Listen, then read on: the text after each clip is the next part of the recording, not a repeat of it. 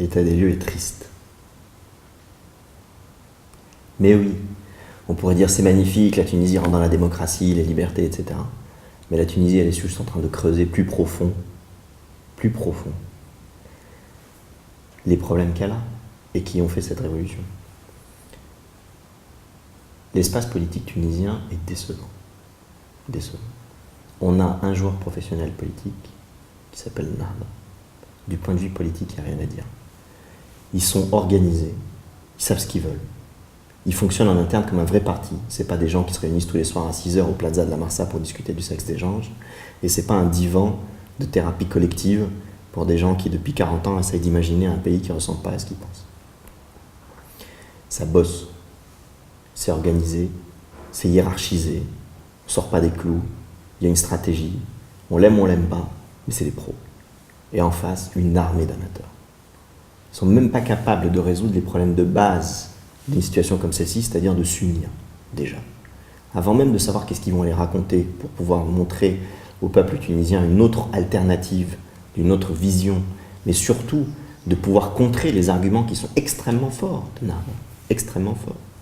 C'est une élite qui a vécu en offshore dans son pays pendant 40 ans.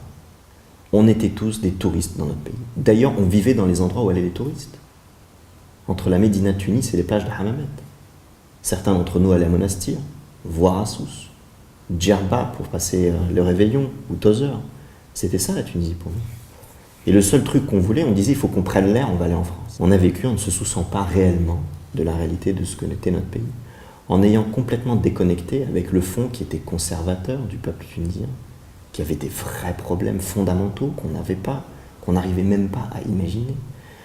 Quand on a découvert, moi je leur dis aux gens, ils disent la révolution c'est normal, mais en juin de 2010, quand on parlait de la situation de la Tunisie et que je disais on est acheté sur une bombe sociale, les gens ils me disent mais non, c'est le miracle de la Banque mondiale la Tunisie.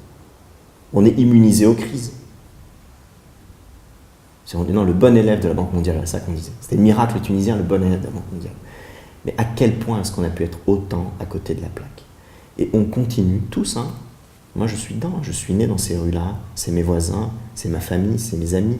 J'ai grandi en pensant les mêmes choses, avec les mêmes convictions, avec les mêmes imaginations de la Tunisie. On continue d'être à côté de la plaque. On n'est pas capable, d'abord, d'être unis, déjà. On n'a jamais appris à ça, on a toujours travaillé tout seul. Les entreprises tunisiennes, c'est des tribus économiques. Les quartiers sont des tribus, à Tunisie. On n'a jamais été capable, mais il n'y a pas de banquier en Tunisie qui soit capable de partager le pouvoir d'une banque. On a 23 banques. Toutes les grandes familles tunisiennes ont leur banque, leur compagnie d'assurance, leur équipe de football, leur parti politique maintenant, leur association.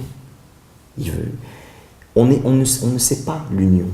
En fait, on a toujours été capable d'union derrière quelque chose ou quelqu'un. En fait. Pendant quelque temps, ça a marché.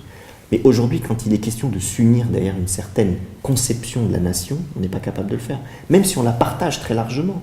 On met tout le monde autour de la table, on est à peu près tous d'accord sur ce qu'on veut, mais on n'est pas capable de se battre pour cela ensemble.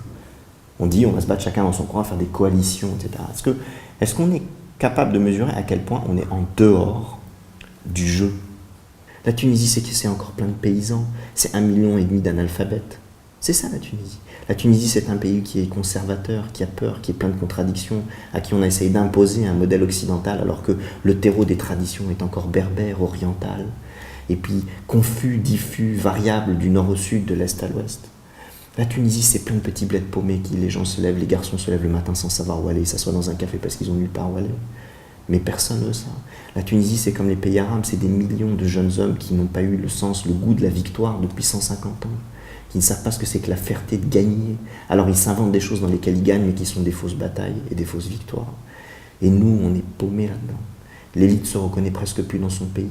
Elle voit des gens qu'elle n'a jamais vus, mais qui étaient là depuis toujours. Les gens qui portent des barbes dans ce pays, il y en a depuis des années, des années. Les gens qui ont peur de Dieu, Khafou Rabbi, comme on dit. Mais ça a toujours été comme ça, tu me dis. Comment est-ce qu'on a pu vivre autant dehors de notre pays, dans notre pays? Moi, c'est un truc que je ne comprends toujours pas, comment moi, j'ai pu autant être autant à côté de la plaque. C'est un truc qui m'échappe complètement. Et bien, il est temps de se rappeler qu'une révolution, c'est une page blanche. Dans une page blanche, on réécrit, et la première chose qu'on réécrit, c'est ce qu'on a dans la tête. Bon, ok, ça ne nous plaît pas. On n'aime pas la tête que ça a. D'accord. Eh bien, quelle tête ça doit avoir? Comment on s'organise pour y arriver? Comment on s'unit vraiment? Comment on arrête d'avoir cette espèce d'orgueil? C'est le pays où il y a le plus d'orgueil individuel, alors qu'on est un pays qui est en milieu de tableau de la planète. On serait le pays le plus riche ou le plus nombreux du monde, ou le plus puissant du monde. Moi, je veux bien qu'on soit tous individuellement aussi fiers et orgueilleux. Mais on ne l'est pas. Comment peut-on être aussi certain de nos incertitudes?